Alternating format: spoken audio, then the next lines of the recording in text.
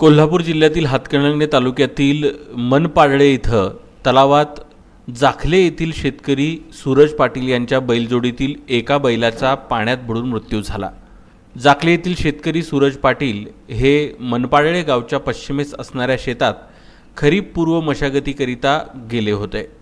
मशागत करून झाल्यानंतर बैलांना पाणी देण्यासाठी बैलजोडी मनपाडळे तलावापाशी आणली आणि पाणी पिताना दोन्ही बैल तलावात गेले। सोबत बैलगाडी असल्यानं बैलांना बाहेर येता आलं नाही। यावेळी या शेतकऱ्यानं आरडाओरडा केल्यानंतर स्थानिक शेतकऱ्यांनी जमून बैलाच्या गळ्यातील दोरी कापून एक बैल वाचवला, पण दुसरा बैल वाचवण्यात त्यांना अपयश आलं। यामध्ये संबंधित शेतकऱ्याचे 1,30,000 रुपयांचे नुकसान झाले असल्याचे पंचनामा करणारे पशुवैद्यकीय अधिकारी आणि तलाट्यांनी स्पष्ट केले आहे। सदर घटनेचा तलाठी सतीश नेवरेकर, पशुवैद्यकीय अधिकारी आरती दांडगे आणि पोलीस पाटील यांनी पंचनामा केला।